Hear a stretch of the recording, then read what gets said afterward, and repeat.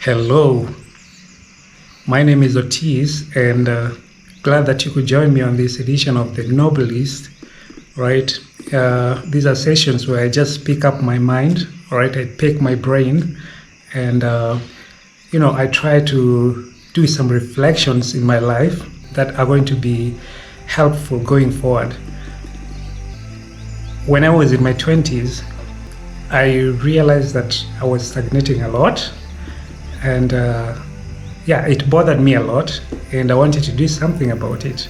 I kept finding myself in these patterns where I fall into the same mistakes and situationships over and over again, the same types of friends, the same types of partners, the same types of arguments, and including with my parents and my siblings and everyone.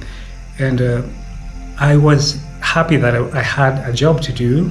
I could take care of myself, but despite being able to be financially to support myself financially, I just felt like something was not working right for me, and because I was just more stagnant in that the same types of situations that I had when I was a teenager, now I'm in my 20s, and I'm still encountering the same patterns over and over again.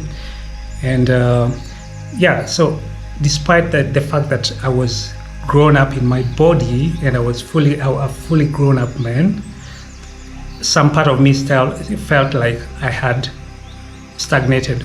Okay, and then while doing my reflections, I came to ask myself that why am I feeling this way? And then I realized that the body has grown, but the spirit wanted to grow.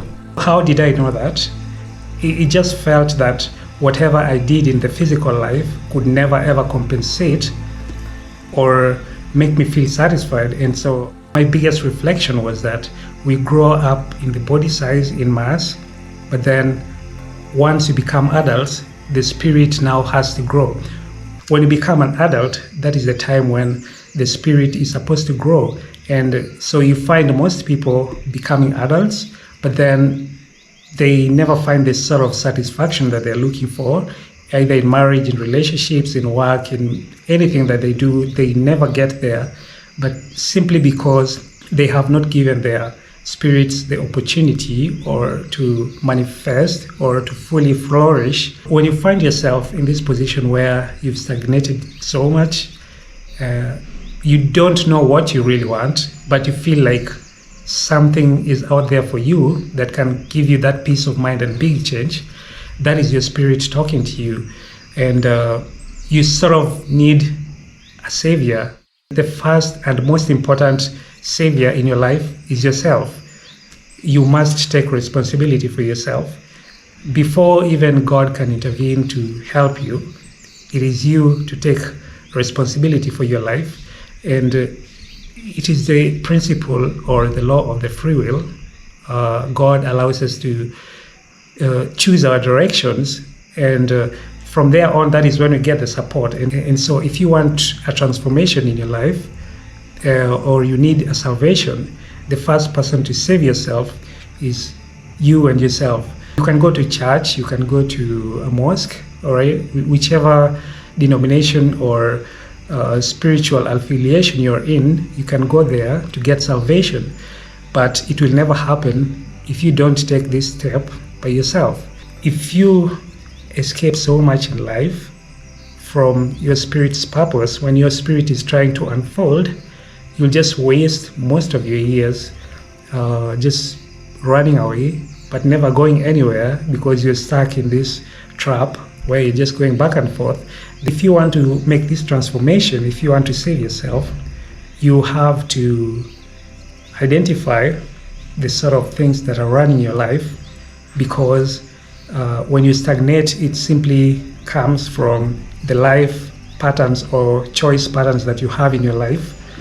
It's what you think, what you eat, all right, where you go to, the type of people you interact with, what you say and what you think. These are the things that define your reality. And so if you want to transform yourself, if you want to save yourself, if you want the salvation of the spirit, change your patterns, you have to change your approach. You can't get different results with the same life patterns. So do an overhaul of your living patterns and lifestyle. You have to change your thought patterns. You have to change how you speak. You have to change the sort of people that you hang out with. You have to change what you eat. You have to change how you spend your time. You have to just get rid of all the mediocre stuff that don't serve you right. Get rid of porn like forever. That stuff should never be in your life. Get rid of alcohol. I think I'll say that. Get rid of, soft porn. Soft porn is all over. On television, on YouTube, on TikTok.